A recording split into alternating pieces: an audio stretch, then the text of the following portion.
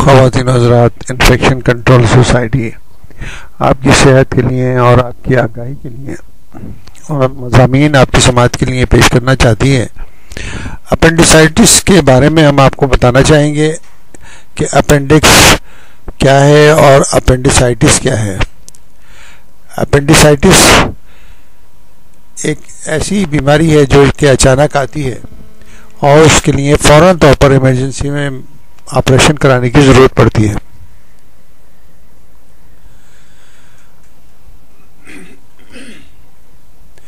Appendix ہماری بڑی آنت جہاں چھوٹی آنت سے ملتی ہے اس کے ابتدائی حصے کے ساتھ 2-3 انچ لمبا نلکی نما عضو باہر کی طرف نکلا ہوا ہوتا ہے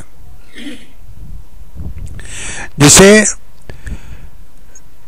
فاضل آنت یا اپینڈکس کہتے ہیں۔ اب تک سائنس یقینی طور پر یہ نہیں جان سکی ہے کہ بڑی آنت سے جڑا ہوا یہ چھوٹا سا عضو کیا کام کرتا ہے۔ بعض سائنسدانوں کا خیال ہے کہ اپینڈکس ایک اسٹور روم کا کام کرتا ہے اور اس میں اچھے جراثیم محفوظ رہتے ہیں۔ جب بیمار کرنے والے جراثیم جسم پر حملہ آور ہوتے ہیں تو وہ ان کا مقابلہ کرنے کے انہیں مار بھگاتے ہیں۔ تاہم بعض اوقات نامعلوم وجوہات کی وجہ سے یہ اپینڈکس انفلیمیشن یا سوزش کا شکار ہو جاتا ہے۔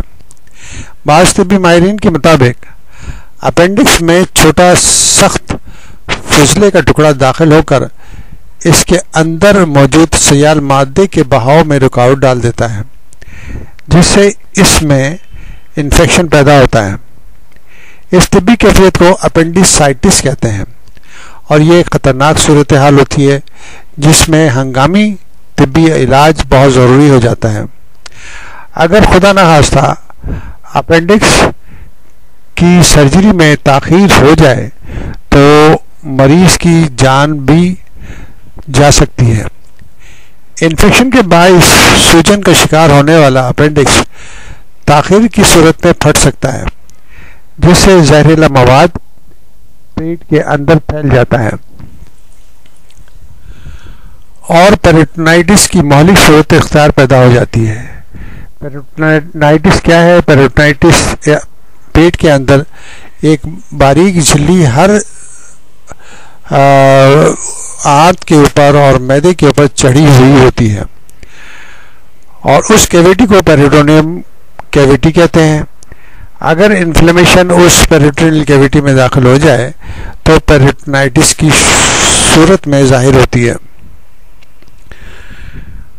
جس میں پیٹ کے اندرونی جھلی خطرناک سوزش میں مبتلا ہو جاتی ہے۔ اگر فوری طور پر طاقتور اینٹی بائیوٹک سے علاج نہ کیا جائے تو مریض کی موت واقع ہو سکتی ہے۔ تاہم عموماً اس صورتحال کے پیدا ہونے سے پہلے ہی ڈاکٹرز عمل جراحی کے ذریعے اپینڈکس کو الگ کر دیتے ہیں۔ کیمبرج ہیلتھ سائنس کے گیسٹرو انٹرولوجسٹ مائیکل پائن کا کہنا ہے کہ اپینڈکس سوزش یعنی کہ انفلیمیشن کی ڈائگنوسس ایک پیچیدہ وقت طلب کام ہے۔ یہ بیماری اگرچہ عام ہے لیکن بہت سے لوگوں میں اس کی مقصود علامتیں دیکھنے میں نہیں آتی۔ ہم بھی جب تک مریض کے پیٹ پر ہاتھ نہ رکھیں اس کا پتہ نہیں چلتا۔ تاہم مریض میں درج ذیل علامتیں نظر آئیں تو اسے فوری طور پر ایمرجنسی علاج کے لیے لے جانا چاہیے۔ ناف کے قریب درد۔ اپینڈکس کی سوزش کا درد اکثر پیٹ کے نچلے حصے میں دائیں جانب محسوس ہوتا ہے۔ ابتدا میں ناف کے قریب درد محسوس ہوتا ہے جو پیٹ کے نچلے حصے تک چلا جاتا ہے۔ بچوں اور حاملہ خواتین سمیت بعض افراد میں یہ درد پیٹ کے دونوں جانب مختلف حصوں میں ہو سکتا ہے۔ مریض اپنی ٹانگوں یا پیٹ کو حرکت دے تو درد کی شدت بڑھ سکتی ہے۔ کھانسی یا چھینک سے بھی درد شدید تر ہو سکتا ہے۔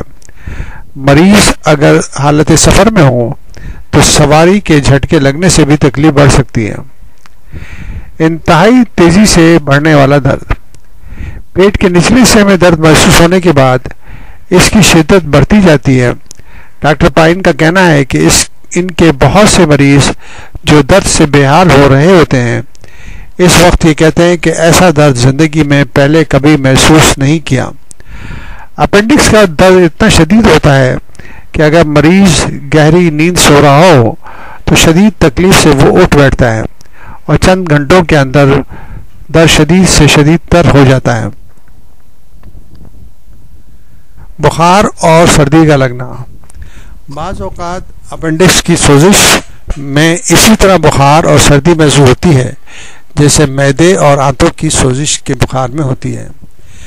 ڈاکٹر پائن کا کہنا ہے کہ اگر پیٹ کے درد کے ساتھ 100 ڈگری فارنہائٹ کا بخار ہو تو یہ کوئی اتنی تشویشناک بات نہیں ہے، لیکن اگر بخار 103 ڈگری سینٹی گریڈ ہو 103 ڈگری فارنہائٹ ہو اور درد اتنا شدید ہو کہ مریض کے لیے سیدھا کھڑا ہونا دشوار ہو جائے تو یہ اپینڈیسائٹس ہوتا ہے۔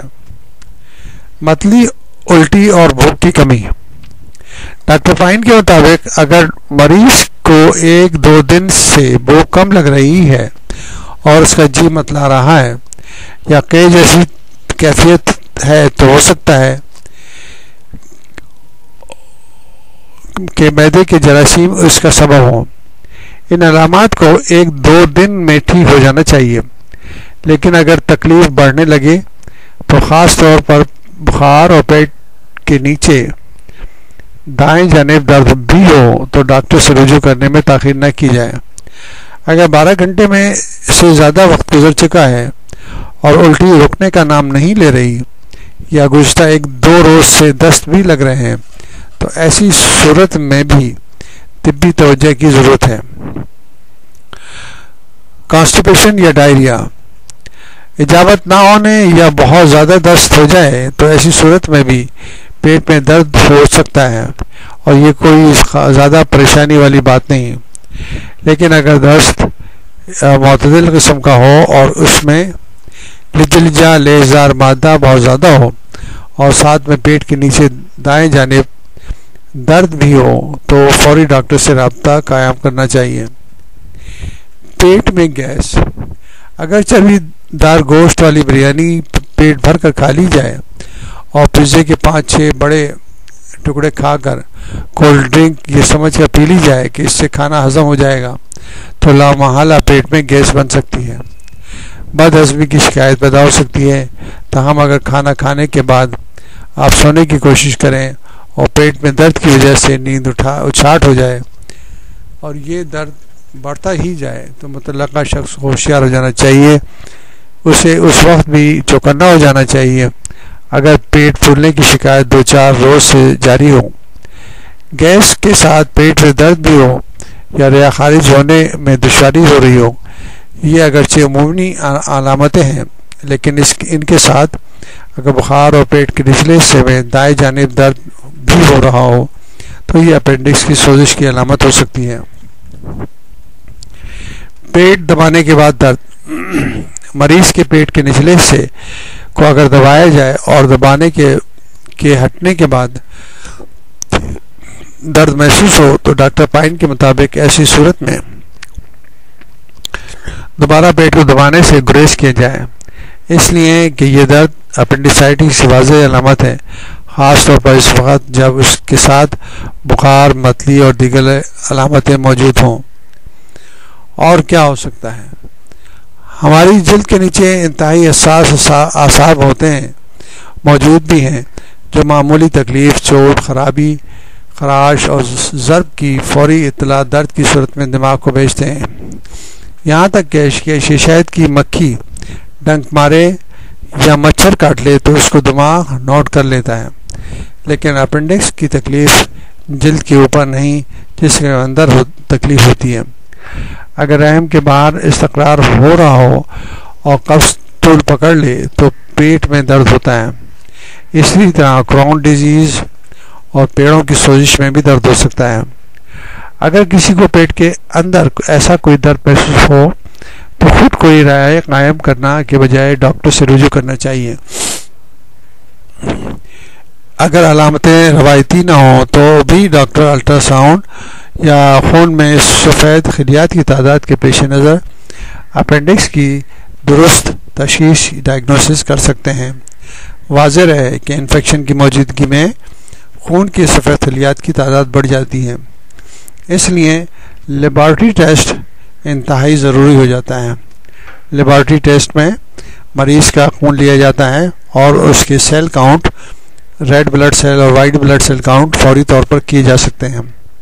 اگر ان کی تعداد 10,000 سے زیادہ ہو، وائٹ سیل کی تعداد، تو یہ تاثر قائم کیا جاتا ہے کہ مریض شدید انفیکشن میں مبتلا ہے، اور ایکس رے اور الٹراساؤنڈ بھی اس تشخیص اور ڈائگنوسس کا ساتھ دے رہے ہیں، تو فوراً اپینڈیسائٹس کی ڈائگنوسس کی جا سکتی ہے اور مریض کو سرجری کرانی ضروری ہو جاتی ہے۔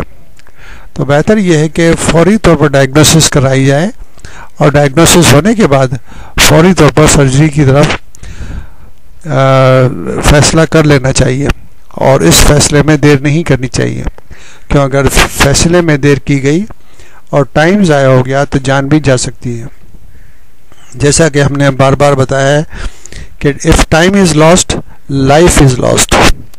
تو زندگی کے لیے ضروری ہے کہ ایسی صورت میں فوری فیصلہ کر کے سرجری کا فیصلہ کروا کر مریض کی جان بچانی چاہیے۔